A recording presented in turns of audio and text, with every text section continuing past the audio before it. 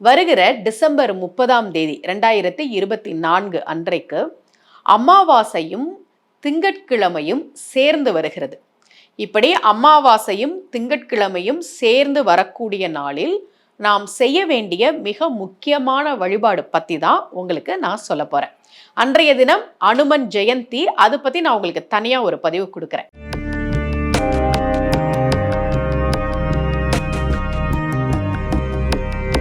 ரகசிய உண்மைகள் சேனலை பார்த்து கொண்டிருக்கும் உங்கள் அனைவருக்கும் சுமதி ஸ்ரீயின் அன்பு வணக்கம்.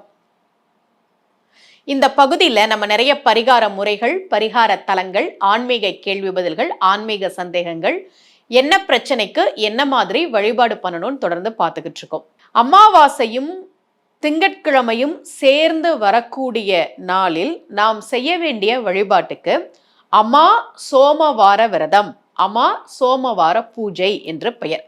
அமாவாசையும் திங்கட்கிழமை என்று சொல்லப்படுகிற சோமவாரமும் சேர்ந்து இருக்கும் நாள் அமா சோமவார விரதம் பூஜை என்று பெயர். அந்த நாளில் சூரிய உதயத்தின் போது, இப்ப மார்கழி மாதம் அப்படின்றதுனால சூரிய உதயம் 6 மணிக்கு மேலதான் நம்ம பார்க்க முடியுது. பொதுவா வெயில் காலங்கள்ல 5:30 மணிக்கே வெளிச்சம் வர ஆரம்பிச்சிரும். ஆனா இப்ப மார்கழின்றதுனால 6 மணிக்கு மேலதான் சூரிய உதயத்தை நம்ம பார்க்க முடியுது. அப்படி சூரிய உதய காலத்தில் அரச மரத்தை சுற்றி வழிபாடு செய்ய வேண்டும். உங்க வீட்டுக்கு பக்கத்துல, உங்க ஊர்ல, கோவில்கள்ல இருக்கக்கூடிய அரச மரத்தை நம்ம போய் சுற்றி வலம் வந்து பிரார்த்தனை செய்யணும். அந்த அரச மரத்துக்கு கீழே விநாயகர் இருந்தா விநாயகரை முதல்ல வணங்கணும். நாகர் சிலைகள்லாம் பிரதிஷ்டை பண்ணியிருப்பாங்க, அதையும் வணங்கணும். இல்ல அரச மரம் மட்டும்தான் இருக்கு, விநாயகர் இல்ல, நாகர் சிலை இல்லைன்னா அவற்றை மனதிலே நினைத்து நாம் பிரார்த்தனை செய்த பிறகு அரச மரத்தை நாராயணராக மனதிலே பாவித்து நாம் வலம் வந்து பிரார்த்தனை செய்ய வேண்டும். இதுக்கு ஸ்ரீ அஸ்வத்த நாராயண விரத பூஜா என்று பெயர். அரச மரத்தை நாராயணராக எப்ப பண்ணணும்? அமாவாசையும் திங்கட்கிழமையும் சேர்ந்து வரக்கூடிய நாளில் சூரியோதய நேரத்தில் நாம் வழிபாடு செய்ய வேண்டும். சரி, இப்ப எத்தனை சுத்தி வழிபாடு பண்ணணும்? அதிகபட்சம் 108 சுற்றுகள். அவ்வளோலாம் எங்களால் சுத்த முடியாது, நேரம் இல்லை, இல்லை உடம்புல வலு இல்லை அப்படின்னா குறைந்தது 7 சுற்றுகள். குறைந்தது 7 சுற்றுகள், அதிகபட்சம் 108 சுற்றுகள். உங்களால் எவ்வளவு சுற்ற முடியுமோ அவ்வளவு சுற்றுகள் அரச மரத்தை சுற்றி நீங்கள் வழிபாடு பண்ணணும். ஒவ்வொரு சுற்றிய பிறகும் கிழக்கு பக்கமாக பார்த்து நாம் விழுந்து வணங்க வேண்டும்.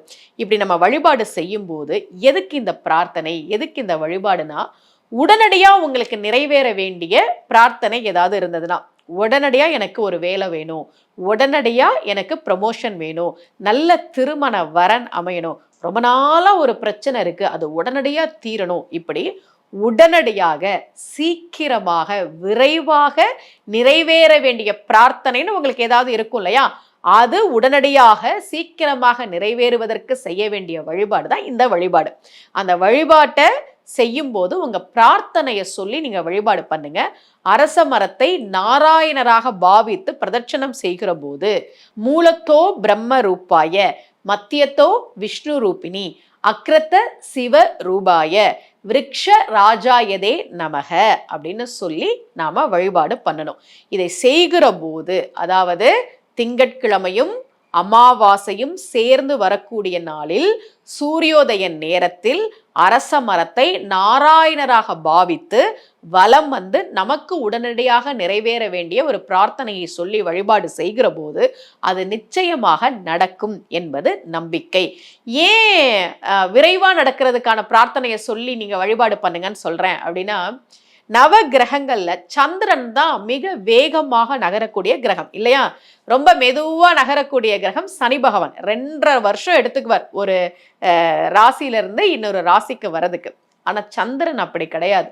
அவர் ரொம்ப வேகமா நகர்ந்துகிட்டே இருக்கக்கூடிய கிரகம் சந்திர பகவான். அதனால உடனடியாக, சீக்கிரமாக, விரைவாக நம்முடைய வேண்டுதல் நிறைவேறுவதற்கு இந்த நாளில் நான் சொன்ன இந்த வழிபாட்டை செய்கிற போது அது நிச்சயமாக நிறைவேறும், சீக்கிரமாக நிறைவேறும் என்பது நம்பிக்கை. இப்ப வெளிநாட்டுல இருக்கிறவங்க என்ன பண்றது?